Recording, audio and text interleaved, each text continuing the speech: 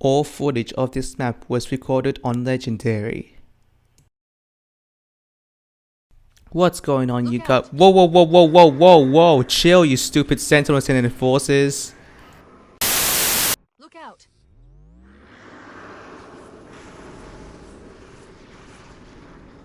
Now that's more like it. Now you can't see me. What's going on, you guys? This is RXB CH13F10 here, and we'll be reviewing Althestic 2 Betrayals by Altheros. Obviously, this map has some features including 4 grenade types which require open source. We'll be splitting it into multiple categories, which are map design and encounters, weapon and vehicle sandbox, and gameplay and overall fun factor. But before we move on to said categories, I'd like to say that the biped selection is well done. It incorporates lots of bipeds from Halo 3 and Reach, such as Elites, Grunts, Flood, so on and so forth. Complementing that is the weapon and vehicle tags. Well done, Altheros. Speaking of map design, well, the BSPs are pretty much the exact same as the vanilla Halo CE, but with several tweaks such as scenery objects.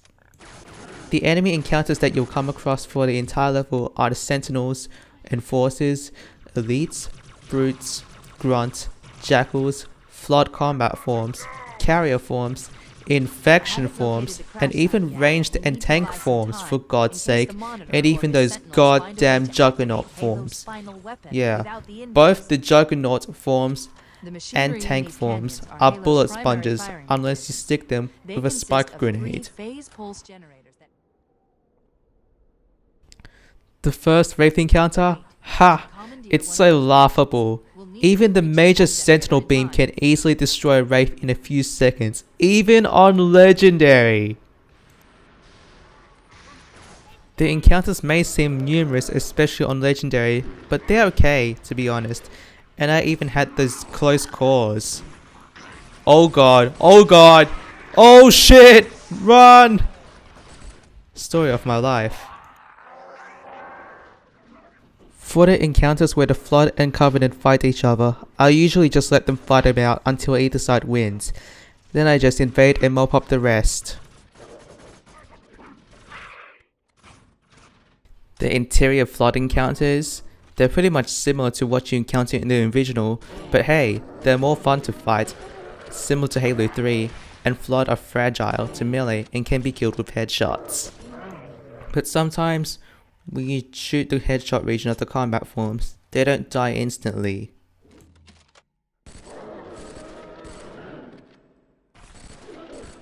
Now let's talk vehicle encounters.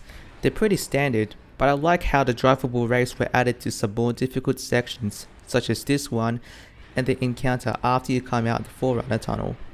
Overall, I had a ton of fun, but my only minor deal breaker is the rocket launcher Flood. The Wraith can take a few rockets before being destroyed.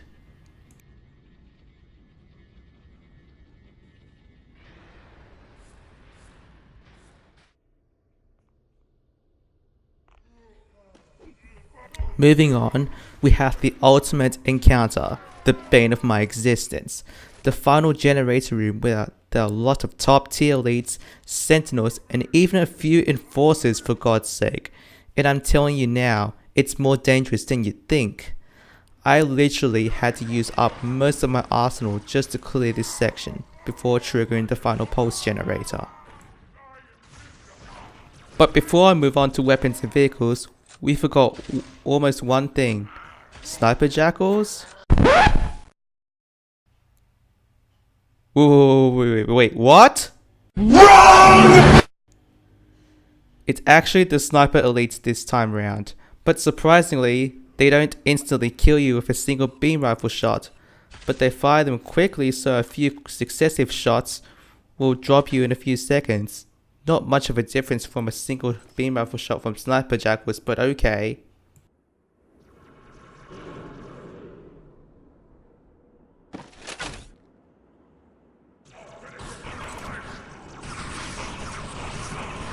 It's over, Anakin!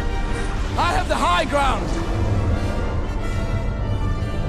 You underestimate my power! Don't try it!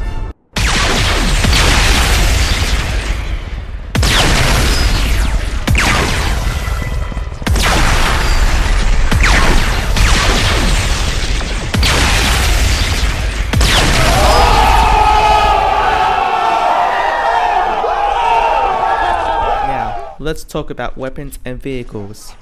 Overall, the vehicles and weapons, especially with this tag set, felt very fun to use, except for the brute plasma rifle, which most enemies don't give a flying fuck about, or because it does have a faster fire rate, but nerf damage against almost anything.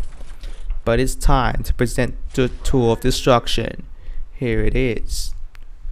The Elite Plasma Rifle of Doom! This piece of gun, even on Legendary, you can literally quickly strip Elite shield and almost everything. Now combine it with a combat and you got this Legendary tools of destruction, even against the Flood! Enough of this shit. Usually I just don't let those plasma rifles overheat, but I felt like I had to because of what I mentioned earlier. Fun to use. The Ghost does seem pretty reasonable to use. Here, I usually use it as a cleanup tool to mop up the Flood infection forms.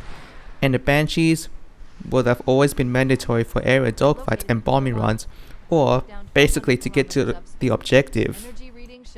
Oh boy, the Wraith is the ultimate killing machine. Well, just because you're in a Wraith, it doesn't mean you're immediately invincible. No, you'd better watch out for Flood wielding rocket launchers and brute shots. And I'm telling you now, don't say I didn't warn you.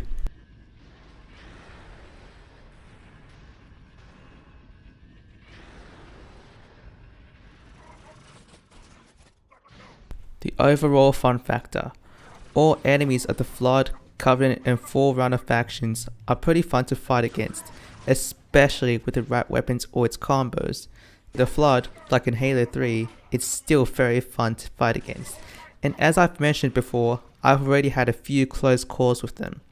It all depends on anyone's playstyles really. The vehicles seem pretty fun too, but my only minor criticism is the Wraith's mortar arc. Anyway, for this mod I'll be giving it 4 stars. I can definitely see some more room for improvement, Altheros. If you haven't tried this mod out, give this one a try and see what you think. Thanks for watching and we'll see you in the next one.